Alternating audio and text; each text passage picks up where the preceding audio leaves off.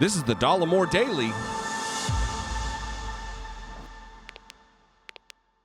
Hi, this is Mike Greiner from the Democratic Activist Channel, still sitting in for Jesse while he's completing his move from California to D.C. so he can better cover the Washington scene for us all.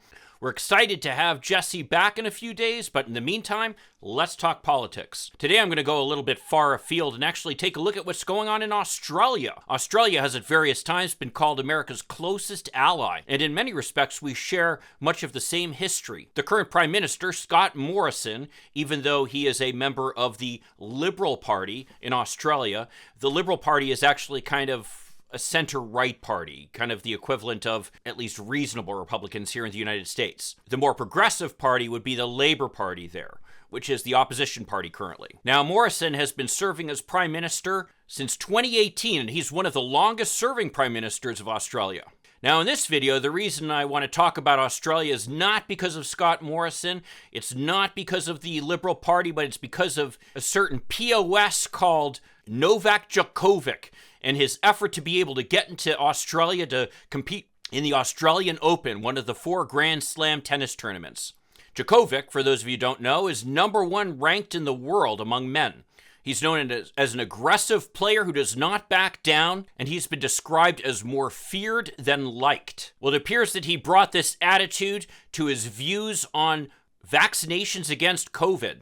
And that's become a bit of a political football in Australia, kind of reminiscent of the kinds of things that we're dealing with here in the United States. Djokovic has positioned himself as an anti-vax advocate, stating that vaccination is a matter of people's personal preference, and he's made it clear his preference is not to get vaccinated. Despite the fact that Australia is over 90% vaccinated, and that they've literally closed their borders at various times to protect themselves from the virus, Djokovic decided that he was too important to be bound by the rules that binds everybody else, and he wanted to be admitted to Australia despite the fact that he does not have vaccination. His argument as to why he should be admitted is that within the last 6 months he had the virus, and as a result he has natural immunity arising from his prior infection. Well, it turns out that based upon further research, Djokovic lied on the forms that he submitted. The biggest issue is that he apparently claims on travel documents that he submitted to the Australian officials that he had not traveled internationally in the 14 days before his arrival in Australia. Well, apparently, that was a lie. What's more is certain reporters have raised questions about when exactly he took his PCR test to detect the coronavirus and whether it actually was positive or negative. Well, all this is new information because what happened is after Djokovic arrived in Australia, he was detained by border officials, ultimately deciding to refuse him entry to the country. Rather than simply leaving, Djokovic refused to back down and filed an appeal with an Australian court. Judge Anthony Kelly seemed impressed with Djokovic from the very beginning, seeming sympathetic to him, as is typical what we see when we have celebrities, especially white ones, coming before courts either in Australia or here in the United States. Kelly was especially sympathetic to the fact that Djokovic had his telephone turned off from 4 a.m. after being ordered to do so by Australian officials, and that the authorities agreed that they were going to allow Djokovic to speak to the leadership of his team in Tennis Australia at 8:30 a.m. But before that happened, they canceled his visa at 7:42 a.m. The judge's response to that is, Djokovic seems to have been complying with everything that he was asked to do. And the quote from the judge is, "The point I'm somewhat agitated about is, what more could this man have done?" Well, I can tell you exactly what this man could have done. He could have gotten vaccinated. This judge was obviously enamored by having a superstar celebrity in his courtroom before him. And as we often see with judges, when they have someone of such stature before them, somehow the law doesn't seem to apply to them the same way it does to everybody else.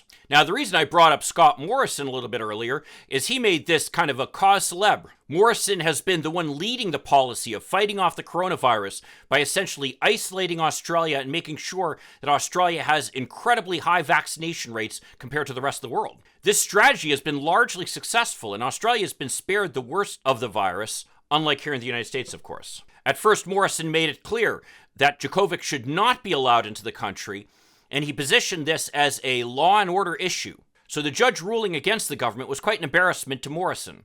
So the question is now, what's going to happen to Djokovic? Well, despite the judge's ruling, the Australian government can still revoke Djokovic's visa, and I would urge them to do so. Djokovic's attitude that the rules don't apply to him, and as a result he shouldn't have to get vaccinated, is exactly the kind of attitude that has caused so much trouble for us here in the United States. It appears, based upon the protests in Australia, that there is a little bit of a group there that supports that position. And I would urge Morrison not to indulge that group, because we've seen what happens in the United States when that happens.